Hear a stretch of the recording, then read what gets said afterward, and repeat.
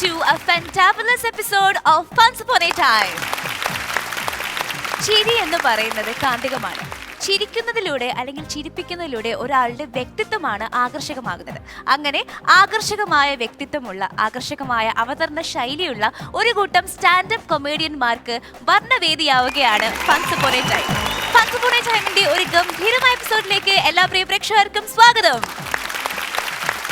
നമ്മുടെ ഈ ചിരി യാത്രയുടെ പ്രധാന സാരഥികളെ ഞാൻ വേദിയിലേക്ക് സ്വാഗതം ചെയ്യുകയാണ്. Let me first invite our very own Ramesh Pisharody. മലയാളത്തിന്റെ മുഖശ്രീയായ Anusree.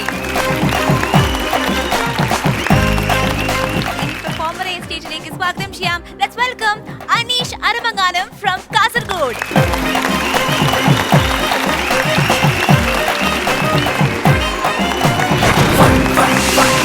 Once upon a time,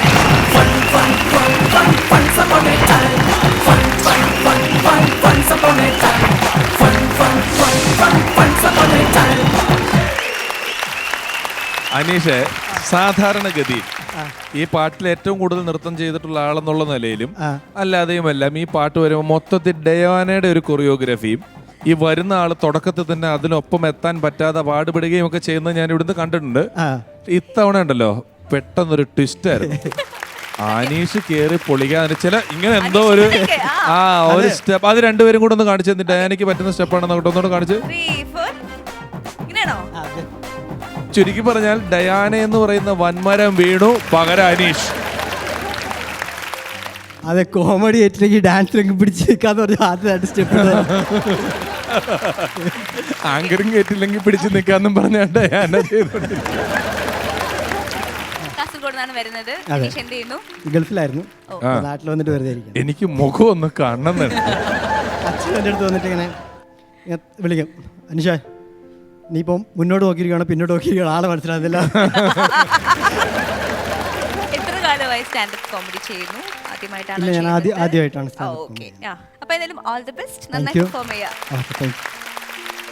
നമസ്കാരം. നമസ്കാരം. നമസ്കാരം. എൻ്റെ പേര് അനീഷ് അരമങ്ങാനം, കാസർഗോഡ് നിന്ന് വരുന്നത്. കാസർഗോഡ് അറിയാല്ല, ഇപ്പോൾ പഴയ പോലെയല്ല, കാസർഗോഡ് ഭാഷ എല്ലാവർക്കും സുപരിചിതമാണ്. അതെ. എനിക്കങ്ങനെ പ്രത്യേകിച്ച് ജോലിയൊന്നുമില്ല. ഇങ്ങനെ TV പരിപാടി, സിനിമ, ഓഡീഷൻ എന്നൊക്കെ പറഞ്ഞ് നടക്കുന്നതാണ്. അതുകൊണ്ട് തന്നെ നാട്ടുകാർക്കൊക്കെ നല്ല മതിപ്പാണ്, വീട്ടുകാർക്കാണ് കൊടുക്കാത്ത സ്നേഹവും. എൻ്റെ കഥ പറഞ്ഞു കഴിഞ്ഞാൽ ട്രാജഡി ആയിരിക്കും. അതുകൊണ്ട് ഞാൻ എല്ലാവരും പറയുന്ന ഒരു കൂട്ടുകാരൻ്റെ കഥ പറയാം. ഇതെൻ്റെ കഥയല്ല, കൂട്ടുകാരൻ്റെ കഥയാണ്. അപ്പോൾ അവനെക്കുറിച്ച് പറയുകയാണെങ്കിൽ ആദ്യം പറയേണ്ട കാര്യം ഇപ്പം ലേറ്റസ്റ്റ് ആയിട്ട് നടന്നൊരു കാര്യം. ഒരു ദിവസം രാവിലെ ഞങ്ങൾ 6 മണിക്ക് കളിക്കാൻ പോകും. ഇവർ രാവിലെ 6 മണിക്ക് മാസ്ക് ഒക്കെ ഇട്ടിട്ട് വന്നിരിക്കും. ഞാൻ ചോദിച്ചാൽ എന്താ ഈ മാസ്ക് ഇട്ട് കളിക്കാൻ വന്നേ? ഒന്നുമില്ല, മാസ്ക് ഇട്ട് കളിക്കാൻ വന്നത്. സൗണ്ട് വേറെ സൗണ്ടാണ്. ഞാൻ എന്ത് കാര്യം നീ മാസ്ക് കഴിച്ചേ? മാസ്ക് കഴിക്കുമ്പോഴത്തേക്ക് ഈ മഴത്തുള്ളി കേൾക്കുന്ന സിനിമയിൽ കുതിരയെ നമ്മളെ കൊച്ചേണി സാറ് കിസ് ചെയ്തിട്ട് ലിപ്പൊക്കെ ഇങ്ങനെ ഇതായിട്ടിരിക്കും, ആ രൂപത്തിലിരിക്കും. ഞാൻ ഇതെന്ത് പറ്റി? അത് ഇന്നലെ ഗേൾ ഫ്രണ്ടുമായിട്ട് ഒന്ന് പുറത്തു പോയതാണ്. ഗേൾ ഫ്രണ്ടായിട്ട് പുറത്തു പോയാൽ എന്താ കുഴപ്പം? ഒരു ലിപ് ലോക്ക് അടിച്ച്. ഞാൻ ലിപ് ലോക്ക് അടിക്കുക ഇത്ര സുഖമുള്ള പരിപാടിയല്ലേ ഇതിങ്ങനെ? കൊറോണ അല്ലേ, രാത്രി ഒന്ന് സാനിറ്റൈസർ വെച്ച് കിടന്നതാണ്.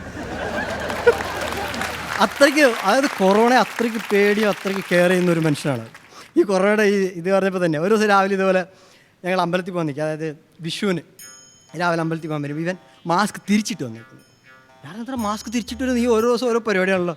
ഇല്ലടാ, അലക്കിയില്ല, അതുകൊണ്ട് ഞാൻ തിരിച്ചിട്ട്. കൊറോണ വരാതിരിക്കാൻ വേണ്ടി ഇന്നലെ ഉപയോഗിച്ച സാധനം ഇന്ന് ഉപയോഗിക്കരുത്, തിരിച്ചിട്ട് വരരുത് അലക്കിയ സാധനം. പിന്നെ ഇതിലും പോലെ ഞാൻ അലക്കാണ്ട് തിരിച്ചിടും, പിന്നെയാണ് ഈ മാസ്ക്. അല്ല, അവൻ പറഞ്ഞതിൽ കാര്യമുണ്ട്. അത് വെള്ള കളറിൽ ഇങ്ങനെ ഇരിക്കുന്നൊരു മാസ്ക് ഉണ്ടല്ലോ, സാധാരണ N95 എന്നൊക്കെ എഴുതിയ സാധാരണ മുന്നോട്ടിരിക്കുന്ന മാസ്ക്. നമ്മൾ കഴിക്കുമ്പോൾ താഴത്തേക്കാണല്ലോ വയ്ക്കുന്നത്. ഇതൊരു പുള്ളി മോളിലേക്ക് വെച്ചിട്ട് ഞാൻ ആ ചേർത്തല ഇന്ത്യൻ കോഫി ഇരുന്ന് കഴിക്കുമ്പോൾ ഈ പുള്ളി ഇത് കഴിച്ചിട്ട്, വെള്ള ഷർട്ടാ പുള്ളി, ഇതിട്ടിട്ട് കഴിപ്പ് കഴിഞ്ഞ് പുള്ളി കൈ കഴുകാൻ പോയപ്പോൾ വേറെ തിന്നോണ്ടിരുന്ന ഒരാൾ, ഹലോ ചിരിക്കറി ഇവിടെ ഇടണമെന്ന് പുള്ളിയുടെ തൊപ്പി പോലെ ആയിപ്പോയി കറക്റ്റായിട്ട്. ഈ പറഞ്ഞ ഇതേ മാസ്കിൻ്റെ കാര്യം പറഞ്ഞപ്പോഴാണ് ഞങ്ങൾ അന്ന് രാവിലെ വിഷു ആഘോഷമാണ്, കണി കാണാൻ വേണ്ടി അമ്പലത്തിൽ പോയി. അപ്പോൾ അമ്പലത്തിൽ പോകുമ്പോൾ സ്വാഭാവികമായിട്ടും തീർത്ഥം തരും. അമ്പലത്തിൽ ക്യൂ നിന്ന് തീർത്ഥം മേടിച്ച് മാസ്ക് പൊക്കുന്നതിന് പകരം ഞാൻ വിചാരിച്ച് തീർത്ഥം വെള്ളമല്ലേ, അങ്ങ് തലയിലേക്ക് ഒഴിച്ച് ദൈവമേ രക്ഷിച്ചോണേന്ന് പറഞ്ഞു. അപ്പോൾ കുഴപ്പമില്ല, കണ്ടിരുന്നവർ ഇത് നല്ല ഐഡിയ ആണല്ലോ, മാസ്ക് അടിക്കേണ്ട കാര്യമില്ല, കൊറോണയും വരത്തില്ല. വരുന്നവരൊക്കെ അത് ഫോളോ ചെയ്യാൻ തുടങ്ങി. ഇവനെൻ്റെ പറയലുണ്ട്, ഇവർ അത്ര സൂചിച്ചില്ല. ഇവൻ ആളായല്ലോ എന്ന് പറഞ്ഞ് ഓക്കെ ഇവനത് മേടിച്ച് തലയിലൊക്കെ ഒഴിച്ച് അടുത്ത അമ്പലത്തിൽ പോയി. ഇവൻ ചാടി കയറി മുമ്പിൽ നിന്ന്, ഈ സീൻ ഇവിടെ ഇടാനിട്ടാണ്, ചാടി കയറി മുമ്പേ ഇതേപോലെ വാങ്ങിച്ച് തലയിലൊഴിച്ച് ഇപ്പുറത്ത് വന്നിട്ട് ഇങ്ങനെ ആൾക്കാരൊക്കെ നോക്കുമല്ലോ, ഇങ്ങനെ നോക്കി നിൽക്കുകയാണ് ഈ അവരിത് ഫോളോ ചെയ്യുന്നുണ്ടോക്കാൻ വേണ്ടി.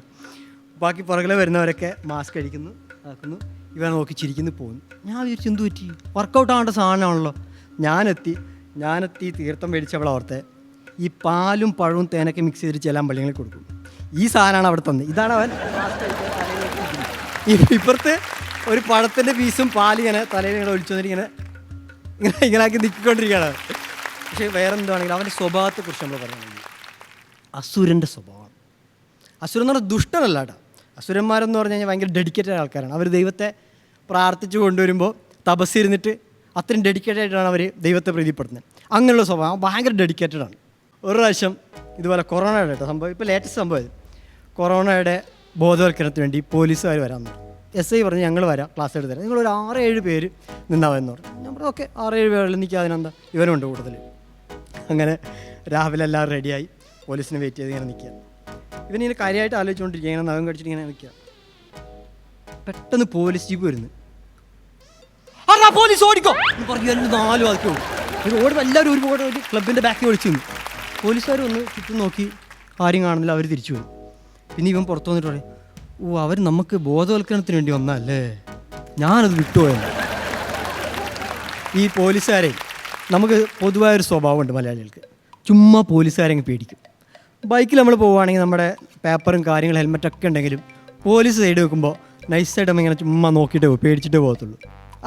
ചേട്ടൻ അങ്ങനെ എന്തെങ്കിലും? അല്ല, ഞാൻ ഉണ്ടോയെന്ന് ചോദിച്ചു കഴിഞ്ഞാൽ ഈ കലിങ്ക്, ചില കലിങ്ക് ഇങ്ങനെ ചെരിച്ചാ വാർത്തേക്കുന്നത് കണ്ടിട്ടുണ്ടോ? നമ്മുടെ റോഡിന്റെ സൈഡിലൊക്കെ ഉള്ള കലിങ്ങിന്റെ മേൽവശം ഇങ്ങനെ ചെരിച്ച്, അത് ആൾക്കാർ ഇരിക്കാതിരിക്കാൻ വേണ്ടിയിട്ട് അത്രയും ചെരിച്ച് വാർത്തേക്കുന്നത്, അല്ലാതെ അവർക്ക് ഒരു കാര്യം ഉണ്ടായിട്ടില്ല കഷ്ടപ്പെട്ട് ചെരിച്ച് വാർത്തേക്കുന്നത്. അപ്പം ഞാനൊക്കെ അതിൽ കയറിയിട്ട് ഇങ്ങനെ ഇത്രയും ചെരിഞ്ഞിരിക്കും. അപ്പോൾ വീടിനടുത്തൊരു കലിങ്കിൽ ഞാൻ അതൊരു ഹ്യൂമർ സെൻസ് ഉള്ള പോലീസായിരുന്നു. ഞാൻ പെട്ടെന്ന് എനിക്ക് ഓടാൻ പറ്റിയില്ല. ഞാൻ അശ്രദ്ധമായിട്ടിരിക്കുമ്പോൾ കുറച്ച് ടക്കേന്ന് പറഞ്ഞ് ഇവിടെ കൊണ്ടുവന്നൊരു പോലീസ് ജീപ്പ് നിർത്തിയേക്കുക. എനിക്ക് അങ്ങോട്ടും ഇങ്ങോട്ടും ഒന്നും പുള്ളി ഇങ്ങനെ നിർത്തിയിട്ട് ഞാനും SIയും തമ്മിൽ മുഖത്തോട് മുഖം നോക്കി ഒരു 4-5 സെക്കൻഡ് ഇരുന്ന് എന്ത് ചെയ്യണമെന്നറിയാതെ SI പതുക്കെ ഫ്രണ്ടിൽ നിന്ന് ഇങ്ങനെ ഒന്ന് ഒതുങ്ങി എന്നോട് ചോദിച്ചു, എങ്ങനെയാ, കയറുവാണോ ഓടുവാണോ എന്ന് ചോദിച്ചു. ഞാൻ പറഞ്ഞു ഓടിക്കോളാം സാറേ. എന്നാൽ ഓടിക്കോ എന്ന് ഞാൻ ഇറങ്ങി അങ്ങ് ഓടിക്കളഞ്ഞു. ഇവൻ്റെ ഒരു അതുപോലെ അബദ്ധമുണ്ട്. അതായത് ഇവനെന്ത് പ്രശ്നമുണ്ടെങ്കിലും ഞങ്ങൾ വിളിച്ച് പറയും, ഭയങ്കര സെൻറ്റിയാണ്, നീ ഒന്ന് ക്ലബിൻ്റെ അടുത്ത് പോകാമെന്ന് പറഞ്ഞു. ഞങ്ങളൊക്കെ ക്ലബിൻ്റെ അടുത്ത് പോയി, പക്ഷെ എന്താ കാര്യം, എനിക്ക് ആത്മഹത്യ ചെയ്യണം, എനിക്ക് ജീവിക്കണം, എനിക്ക് ആത്മഹത്യ ചെയ്യണമെന്ന് പറഞ്ഞു. എന്താ കാര്യം, എന്താ വീട്ടിൽ ഭയങ്കര പ്രശ്നം, ഇല്ലാത്ത കാര്യത്തിന് എന്നെ ചുമ്മാ കുറ്റം പറയാം, പണിക്ക് പോകാത്ത ശരിയാണ്, ഇന്നേരം ഇങ്ങനെ കുറ്റം പറയാൻ പാടില്ല, എന്താ കാര്യം പറയാമെന്ന്. അപ്പോൾ അവൻ പറയാം, അച്ഛൻ അവിടെ ഇരുന്ന് ഭയങ്കര വാശി, ഒറ്റ പെങ്ങളേ ഉള്ളൂ, ഒരു പെങ്ങളുടെ കല്യാണമാണ്, നിനക്ക് ഒരു പെങ്ങളല്ലേ ഉള്ളൂ, എനിക്ക് ഒരു മോളല്ലേ എന്ന് പറഞ്ഞാൽ ഭയങ്കര സെൻറ്റി. എന്നിട്ട് അവൻ നമ്മളടുത്ത് പറയാം, ഇങ്ങേർക്ക് ഈ ഒരു മോളുള്ള കാര്യം ഇപ്പോഴാണ് ബോധം വന്നത്, 10-32 കൊല്ലമായി, ഇതിന് എന്നെ കുറ്റം പറഞ്ഞിട്ട് എന്ത് കാര്യത്തിലാണ്, ഇത് അന്ന് ചിന്തിക്കേണ്ട കാര്യമല്ലേ. ഇവൻ പറഞ്ഞ് ഭയങ്കര സെൻറ്റി അടിക്കും, നമുക്ക് സമാധാനിക്കും. ഈ വീടിനടുത്ത് ഒരാളുണ്ട്, പുള്ളി ഇതുപോലൊരു ആത്മഹത്യാ ക്രൈസ് ഉള്ള ആളാണ് എൻ്റെ വീടിനടുത്തുള്ളത്. ഇടക്കിടയ്ക്ക് കേൾക്കാം, പുള്ളി ഗോപൻ ആത്മഹത്യ നോക്കിയല്ലോ, പിന്നെയും കൊണ്ടുപോകും. പക്ഷെ ഇവൻ ചാവൂല, അത് ഇവരുടെ ഭയങ്കര അടവ്, ഇതൊരു ഭീഷണിയുടെ അടവായിട്ടാണ് ഇവൻ ചെയ്യുന്നത്. മാത്രമല്ല പുള്ളി പരമ്പരാഗത കള്ളുകൂടിയനാണ്. പരമ്പരാഗത കള്ളുകൂടിയെന്ന് വെച്ച് കഴിഞ്ഞാൽ ഇപ്പോഴൊക്കെ കുടിച്ചാലും ആരും കാണിക്കാത്ത രീതിയിൽ ഈ കഞ്ഞി പിള്ളേർക്ക് കുടിക്കാനുണ്ടാക്കിയ ചോറെടുത്ത് കളയുക, കലം ചവിട്ടി പൊട്ടിക്കുക, പിള്ളേരുടെ സ്കൂളിൻ്റെ ബുക്കൊക്കെ എടുത്ത് എറിഞ്ഞ് കളയുക, ഇങ്ങനെയൊക്കെ ഉള്ള വളരെ അങ്ങനെയൊക്കെ ഉള്ളൊരു കള്ളുകൂടി. സിനിമയിലൊക്കെ മാത്രം, ഇപ്പോൾ സിനിമയിൽ പോലും ഇല്ല അങ്ങനത്തെ കള്ളുകൂടിയന്മാർ, അങ്ങനത്തെ കള്ളുകൂടിയാണ്. അപ്പോൾ പുള്ളി ഒരു ദിവസം കിണറ്റി വീണു എന്നും പറഞ്ഞിട്ട് നമ്മളെല്ലാം കൂടെ പുള്ളി ആത്മഹത്യ ചെയ്തതാണോ, എന്തിനാ ചാടി നടത്തില്ലെന്ന് ഞങ്ങളൊക്കെ ചെന്ന് കഴിഞ്ഞപ്പം പുള്ളി കിണറ്റി വീണിട്ടുണ്ട്. അവിടെ ഇരുന്ന് ഈ പുള്ളിയുടെ മെയിൻ ഐറ്റം എന്ന് പറഞ്ഞാൽ എപ്പോഴും കുടിച്ചിട്ട് വന്നു കഴിഞ്ഞാൽ ഈ ഭാര്യ കോരി വെച്ച വെള്ളം എടുത്ത് തിരിച്ച് കിണറ്റിലേക്ക് ഒഴിച്ചു കളയും. അതാ പുള്ളിയുടെ മെയിൻ ഐറ്റം. വലിയ ചെരുവത്തിൽ കോരി വെച്ച വെള്ളം ഉണ്ടാവില്ല, ഇതെടുത്ത് കിണറ്റിലേക്ക് ഒഴിക്കുന്ന ആളാണ് പുള്ളി.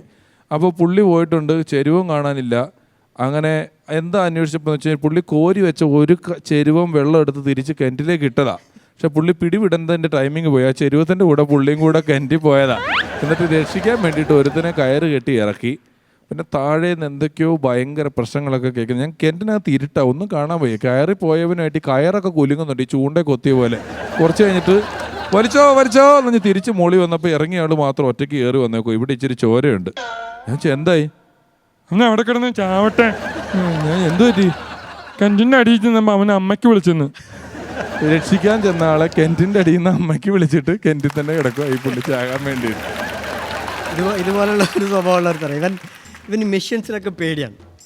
ഏത് ഇലക്ട്രോണിക്സ് സാധനമായാലും പേടിയാണ്. കറണ്ടിന് വരെ പേടി എന്ന് പറഞ്ഞാൽ സംശയമാണ്. അപ്പോൾ ഞങ്ങളിപ്പോൾ 6 മണിക്ക് കളിക്കാൻ പോകുന്ന കാര്യം പറഞ്ഞല്ലോ. 6 മണിക്ക് കളിക്കാൻ പോകുമ്പോൾ നമ്മൾ സാധാരണ 5:30 അലാറം വെച്ച് റെഡിയായി പോകും. ഇവ 5 മണിക്ക് അലാറം വയ്ക്കും. അതിലും ഭീകരമായ അവസ്ഥ എന്ന് പറഞ്ഞാൽ ഈ അലാറാമിന് അവന് സംശയമാണ്, ഇത് അടിക്കോ ഇല്ലയോ എന്ന് പറയാൻ 4:30 എഴുന്നേറ്റ് കാത്തിരിക്കുക 5 മണി വരെ. എന്നിട്ട് ആ 5 മണി അലാറം അടിച്ചതിന് ശേഷം ഇറങ്ങത്തുള്ളൂ. ഇവൻ്റെ അച്ഛൻ എന്നെ വിളിച്ചു. അച്ഛൻ വിളിച്ചിട്ട് പറഞ്ഞു, എടാ മോനെ നമുക്ക് ഇവൻ്റെ കല്യാണം നടത്തണം, നീ എത്രയും പെട്ടെന്ന് ഒരു പെണ്ണ് നോക്കണം. ഞാൻ പറഞ്ഞു ഓക്കെ അച്ഛാ. ഇത്രയും പറഞ്ഞിട്ട് അങ്ങനെ കട്ട് ചെയ്തു. ഇവൻ ചുമ്മാ മാങ്ങക്ക് കല്ലെറിഞ്ഞ് നടക്കുന്ന ഒരുത്തനാണ്. ഇവനെ കെട്ടിക്കാൻ നടക്കുക ഇവൻ്റെ അച്ഛൻ. എനിക്ക് എത്ര ആലോചിച്ചിട്ടും സംഭവം കിട്ടുന്നത്. ഞാൻ അപ്പം തന്നെ അവനെ വിളിച്ചു, എടാ നിന്നെ കെട്ടിക്കാൻ നടത്താണല്ലോ എന്ന് പറഞ്ഞു. ആടാ എന്താ കാര്യം എന്ന് വെച്ചു. അപ്പോൾ അവൻ പറഞ്ഞു, രാവിലെ ഒരു ദിവസം ഞങ്ങൾ പുറത്തിറങ്ങാൻ വേണ്ടി നിൽക്കുക, അച്ഛനും അമ്മയും അനിയത്തിയും എല്ലാവരും ഉണ്ട്. ഞാൻ പറഞ്ഞു സെൽഫി എടുക്കാമെന്ന് പറഞ്ഞു. സെൽഫി എടുത്ത് അച്ഛൻ പറഞ്ഞു, ഞാൻ ഒന്ന് കാണട്ടെ എന്ന് പറഞ്ഞ് അച്ഛൻ്റെ കയ്യിൽ ഫോൺ കൊടുത്തത്. മലയാളിക്കൊരു പൊതു സ്വഭാവമുണ്ട്, ആരെങ്കിലും ഫോട്ടോ നോക്കാൻ വേണ്ടി ഫോൺ കൊടുത്തു കഴിഞ്ഞാൽ ആ ഗാലറി മൊത്തം കരിച്ച് പേർക്ക് തിരിച്ചു കൊടുക്കത്തുള്ളൂ. അവൻ്റെ അച്ഛൻ അതൊക്കെ തന്നെ ചെയ്തുള്ളൂ. ഇനി കല്യാണം കഴിപ്പിക്കാൻ മാത്രം അതിനകത്ത് എന്തുണ്ടായിരുന്നു എനിക്കറിയാൻ പാടില്ല. അവൻ അത്രേ പറഞ്ഞുള്ളൂ എൻ്റെ അടുത്ത്. ഇഷ്ടംപോലെ കടം മേടിച്ചിട്ടുണ്ട്, എല്ലായിടത്തും കടം. ഇപ്പോൾ ഈ മുമ്പൊക്കെ എന്തൊക്കെയോ പറഞ്ഞു വഴിയാ സ്വിച്ച് ഓഫ് ചെയ്യുക. ഇപ്പോൾ അവൻ്റെ പ്രത്യേക പരിപാടി വെച്ചാൽ കടം മേടിച്ചവൻ വരുമ്പോഴേ ദൂരെ നിന്നിട്ട് ആളെ വരുന്നതാണ്, അടുത്തെത്താറാകുമ്പോൾ ഇങ്ങനെ ആയിക്കൊണ്ടിരിക്കും. നമ്മൾ സംഭവം മനസ്സിലായി. പിന്നെയും കുറച്ച് അടുത്ത് വരുമ്പോൾ ആയിക്കൊണ്ടിരിക്കും. കുറച്ചുകൂടി അടുത്ത് വരുമ്പോൾ ഇവരവിടെ നിന്നിട്ട് ഒരാഴ്ച കഴിഞ്ഞിട്ട് വരാം വേറെ തിരിച്ചു. കൊറോണക്ക് സിഗ്നൽ കൊടുക്കുകയാണ് തുമ്മിയിട്ട്. ഇനി ബാക്കി ഇവൻ ബാംഗ്ലൂർ പോയൊരു കഥയുണ്ട്. അല്ല വേണ്ട, ബാംഗ്ലൂർ പോയ കഥ ഞാൻ പിന്നെ പറയാം. ഞാൻ പിന്നെ പറയാം. ബാംഗ്ലൂർ പോയ കഥ പിന്നെ പറയാം. അല്ല സത്യമായിട്ടും പിന്നെ പറയാം. ഇതിൻ്റെ കൗണ്ടർ ഇല്ലാത്തതുകൊണ്ടാണ് ബാംഗ്ലൂർ പോയ കഥ ഇനിയിപ്പോൾ ഞാൻ പ്രിപ്പയർ ചെയ്തിട്ട് ഉണ്ടാക്കണം. ഇപ്പോൾ മെഷീനെ പേടിയുള്ള ആളെന്ന് പറഞ്ഞല്ലോ, എൻ്റെ ഒരു കൂട്ടുകാരനുണ്ട്. പുള്ളി നല്ല സിഗരറ്റ് വലിയകാരനാണ്. പക്ഷെ നമ്മൾ ഈ തീപ്പെട്ടി കത്തിക്കുമ്പം അതിൻ്റെ ആദ്യ കരിമരുന്നൊന്നും ആളി കത്തുമല്ലോ. നീ കത്തിയിട്ടാണല്ലോ പിന്നെ അത് മര്യാദയ്ക്ക് കത്തുന്നത്. ആ കരിമരുന്ന് ആളി കത്തുന്നത് ഈ പുള്ളിക്ക് പേടിയാണ്. ബാക്കിയൊന്നും പുള്ളിക്ക് ഒരു പേടിയില്ല. അപ്പോൾ ജംഗ്ഷനിലൊക്കെ നിന്നിട്ട് പതുക്കെ സിഗരറ്റ് എടുത്ത് വായിൽ വെച്ചിട്ട് തീപ്പെട്ടി കമ്പ് എടുത്തിട്ട്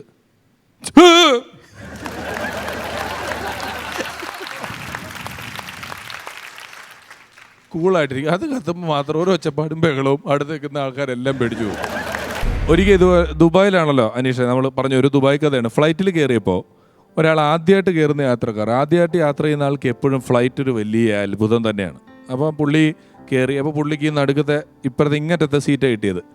അപ്പോൾ സ്ഥിരമായിട്ട് യാത്ര ചെയ്യുന്ന ഒരാൾ കയറി അപ്പം തന്നെ ബുക്ക് തുറന്ന് വായിക്കുക, അല്ലെങ്കിൽ ഈ ഇന്നത് ഉപയോഗിക്കേണ്ടതൊക്കെ അതൊക്കെ ശ്രദ്ധിക്കാതിരിക്കുന്ന ആൾക്കാരുണ്ടല്ലോ. ഇതൊക്കെ ഞാൻ ഇഷ്ടം പോലെ കണ്ടതാന്നുള്ള ഒരാൾ ഇപ്പുറത്തിരിപ്പുണ്ട്, അങ്ങറ്റത്തിരിപ്പുണ്ട്. അപ്പോൾ ഇയാൾ കയറി കഴിഞ്ഞിട്ട് ഇയാൾക്ക് ഈ പുറം കാണാൻ പറ്റാത്തതിൻ്റെ ഒരു സങ്കടം. എയർപോർട്ടിൽ വെച്ച് തന്നെ പുള്ളി ഇങ്ങനെ എത്തി നോക്കുമ്പോൾ ഇയാൾ ഇങ്ങനെ നോക്കി. അപ്പോൾ ഇയാൾ ചോദിച്ചു, എന്തായി?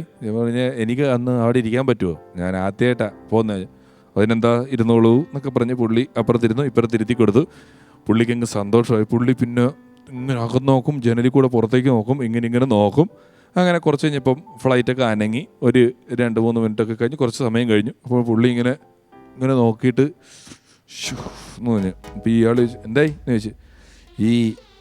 എനിക്ക് മുന്നേ ഫ്ലൈറ്റിൽ കയറിയവരൊക്കെ പറഞ്ഞ കാര്യം ഭയങ്കര സത്യം കേട്ടോ. എന്താ? ഈ മോളിൽ നോക്കിയാലേ വാഹനങ്ങളൊക്കെ ഉറുമ്പിനെ പോലെ കാണുള്ളൂ. എന്തോരം വാഹനങ്ങളാണ് താഴെ കൂടെ പോകുന്നത്, ഉറുമ്പ് പോലെ പോകുന്നത് കണ്ടോ എന്ന് ചോദിച്ചു. ഇപ്പുറത്തിരുന്ന ആൾ ഇങ്ങനെ നോക്കിയിട്ട്, അത് ഉറുമ്പ് തന്നെ, ഫ്ലൈറ്റ് പൊങ്ങിയിട്ടില്ല, റൺവേ കൂടെ പോയിക്കൊണ്ടിരിക്കുകയാണ്. ഈ ഫ്ലൈറ്റിൻ്റെ കാര്യം പറഞ്ഞപ്പോൾ എൻ്റെ ഒരു കൂട്ടുകാരുണ്ട്, പഠിപ്പിച്ചിട്ടാണ്. അവന് നല്ല പഠിക്കുന്ന കുട്ടിയാണ്. അവൻ ദുബായിക്ക് പോയപ്പോൾ ഈ ഫ്ലൈറ്റിൽ എയർ ഹോസ്റ്റസ് വന്നിട്ട് നമ്മുടെ അടുത്ത് കാര്യങ്ങൾ പറയും. നിങ്ങൾ ഈ ജാക്കറ്റ് വേണം, ഫ്ലൈറ്റ് കടലിലോ മറ്റോ വീണ് കഴിഞ്ഞാൽ ജാക്കറ്റിയുടെ ഓക്സിജൻ വെക്കാനുള്ളതായിരുന്നു. അപ്പോൾ എല്ലാം കഴിഞ്ഞ് സൈലൻ്റ് ആയിരിക്കുമ്പോൾ ഇവൻ എഴുന്നേറ്റിട്ട്, മാഡം സപ്പോസ് ഇത് പൊളിഞ്ഞ് മരുഭൂമിയിലോ മറ്റു വീഴാണെങ്കിൽ എന്ത് ചെയ്യണം? ഇത് എഴുന്നേറ്റിട്ട് മാഡത്തോട് ചോദിക്കുക. അപ്പോൾ എല്ലാവരും ഇങ്ങനെ അത് നോക്കി വയ്ക്കുക. ഒരുത്തനെ ബൈക്കിൻ്റെ ഹാൻഡിലിൽ ഈ കണ്ണാടി ഉണ്ടല്ലോ സൈഡിലോട്ട്, ബാക്ക് കാണാനുള്ള റിയർ വ്യൂ മിറർ, അതിൽ ഹെൽമെറ്റ് ഇട്ടുകൊണ്ട് ബൈക്ക് ഓടിച്ചിങ്ങനെ പോവുക. അപ്പോൾ പോലീസ് കൈ കാണിച്ച് നിർത്തി. പ്യൂരമ്മ എന്താന്ന് ചോദിച്ചു. ഒന്നുമല്ല, ഹെൽമെറ്റ് എന്നാ തല വയ്ക്കാത്ത അത് സാറേ വെച്ചില്ല അത് വയ്ക്കാൻ. ഹെൽമെറ്റ് താൻ ഈ കണ്ണാടിയിലാണോ തൂക്കിയിടുന്നത്? എന്നാടോ എന്താ താൻ ഈ ഹെൽമെറ്റ് ഈ കണ്ണാടി തൂക്കിയിട്ടേക്കുന്നത്? സാറേ വല്ല അപകടം ഉണ്ടാവണേ പെട്ടെന്നെടുത്ത് തലേ വയ്ക്കാനാണ്. മനീഷ് നല്ല പെർഫോമൻസ് ആയിരുന്നു. എല്ലാവരും എൻജോയ് ചെയ്തു. എല്ലാ തമാശകളും ഇഷ്ടപ്പെട്ടു എല്ലാവർക്കും. ബേസിക്കലി ഒരു വെരി ഗുഡ് പെർഫോമർ. അതിനൊരു വലിയ കൈയടി. Keep up the good work and thank you so much. ഇനിയും പറഞ്ഞു ഈ വേദിയിൽ. All the best.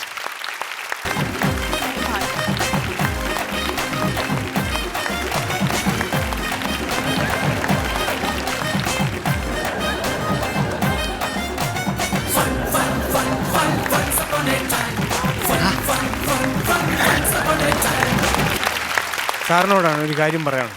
പറഞ്ഞോളൂ. അതിനാണ് ഞാൻ വന്നത്. പറഞ്ഞോളൂ സാർ ഒരു സെക്കൻഡ്. അങ്ങോട്ട് വരണം. ഓ ഞാൻ അങ്ങോട്ടാണ്.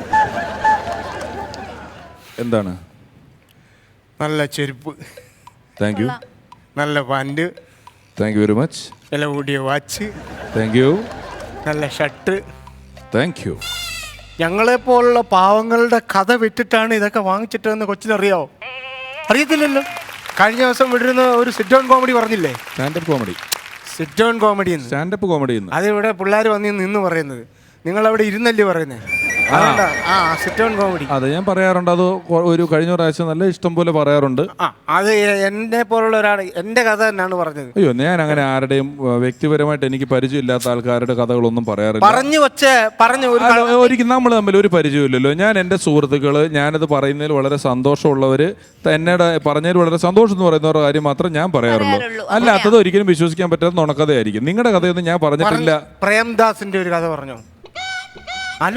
പ്രേംദാസ് എന്ന് പറഞ്ഞതൊരു ഉണ്ടാക്കി ക്യാരക്ടറാ. ശരിക്കും അങ്ങനെ ഒരാളില്ല. ആര് പറഞ്ഞു? ഞാൻ വെറുതെ ഒരു നല്ല കഥ കിട്ടിയപ്പോ പ്രേംദാസ് എന്ന് പറഞ്ഞ ഒരാളുടെ പേര് പറഞ്ഞെന്നുള്ളൂ. അങ്ങനെ ഒരു കഥ പറഞ്ഞു, അത് ഉള്ളതാണ്. പ്രേംദാസ് ആണ് ഞാൻ. നിങ്ങൾ ഞാൻ പറഞ്ഞ കഥയായിട്ട് ഒരു ബന്ധമുള്ള ആളല്ലോ. ഞാൻ പറഞ്ഞ കഥ പോലത്തെ ആളെ അല്ല നിങ്ങൾ. നിങ്ങൾ എന്ത് കഥയാ പറഞ്ഞു? ഞാൻ പറഞ്ഞ കഥയിലെ പ്രേംദാസ് എങ്ങനെയാണ്? അയാൾ ഒരു നല്ല മനുഷ്യനാണ്, കുടുംബം നോക്കുന്നവനാണ്, പണിക്ക് പോകുന്നവനാണ്, കൃത്യമായിട്ട് 5 മണിക്ക് ജോലി കഴിഞ്ഞ് 6 മണിക്ക് വീട്ടിലെത്തുന്നവനാണ്. എന്നാ പിന്നെ അങ്ങനെയുള്ള ഒരാളല്ല ഞാൻ. ഞാൻ കുടുംബവും നോക്കത്തില്ല, കള്ളു കുടിക്കുകയും ചെയ്യും, വീട്ടിലും കയറത്തില്ല, വീട്ടിൽ വരുത്തുമില്ല. അങ്ങനെയുള്ള എന്നെ കുറിച്ച് ഇങ്ങനൊരു കഥ പറഞ്ഞാൽ നാട്ടുകാർ തെറ്റിദ്ധരിക്കത്തില്ലേ? ഇപ്പൊ എന്നെ കുറിച്ച് ആൾക്കാർ ഇതാരുടെ ഇതിപ്പോ അങ്ങനെ തെറ്റിദ്ധരിക്കുന്ന എന്നെ കുറിച്ച്? തെറ്റിദ്ധാരണയല്ലോ, നല്ല ധാരണയല്ലേ ഇയാളെ പറ്റി വരുള്ളൂ. നിങ്ങൾ അങ്ങനെ പറഞ്ഞോണ്ട് ഇപ്പൊ ഞാൻ അങ്ങനെ പറഞ്ഞെങ്കിൽ നിങ്ങൾക്ക് അങ്ങനെ ഒരു മോശം ഇമേജ് ആണെങ്കിൽ അത് നന്നാവത്തല്ലേ ഉള്ളൂ. അല്ല എനിക്ക് ദോഷമാണ്. എന്താന്ന് വെച്ചാൽ എന്നെ കള്ളു കുടിക്കാൻ വിളിച്ചോണ്ടിരുന്നവന്മാർ ഇപ്പൊ എന്നെ വിളിക്കുന്നില്ല. ഞാൻ നന്നായെന്നും പറഞ്ഞ് എന്നെ വിളിക്കുന്നില്ല. അതുകൊണ്ട് ഞാൻ പറഞ്ഞ അപ്പൊ അങ്ങനെ അപകീർത്തികരമായ ഒരാളെ പറയരുത്. അല്ല ഞാനൊരു കഥ പറഞ്ഞെന്നുള്ളൂ. യാദൃശ്യമായിട്ട് വന്നായിരിക്കും. നിങ്ങളുടെ വീട് എവിടെയാണ്? ചവറയിലുള്ളൊരു സുധ ചേച്ചീനെ എനിക്കറിയാം. സുധ അറിയാമോ? അറിയാം, എൻ്റെ ഭാര്യയാണ്.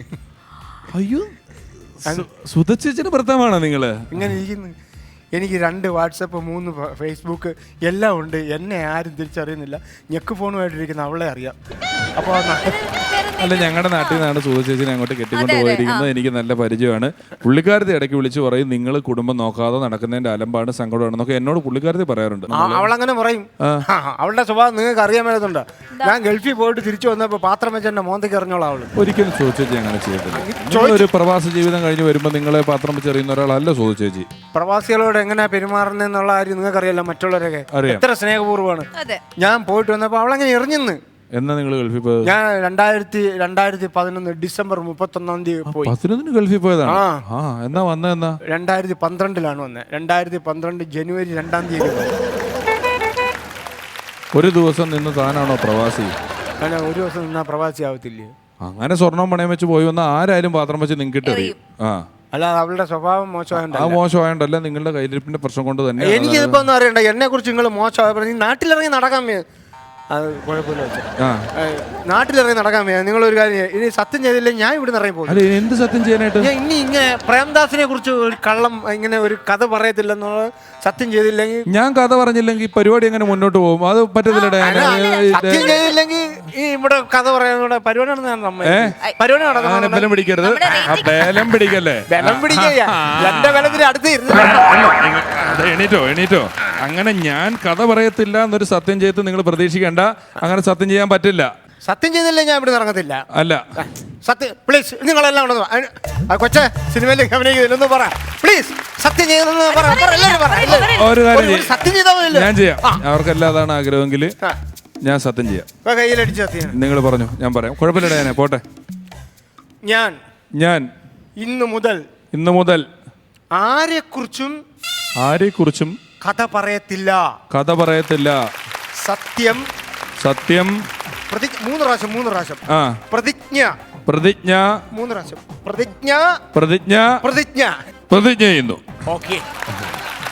ഈ പ്രതിജ്ഞയെ പറ്റി പറഞ്ഞപ്പോഴാണ് എനിക്ക് മറ്റൊരു കഥ ഓർമ്മ വന്നത്.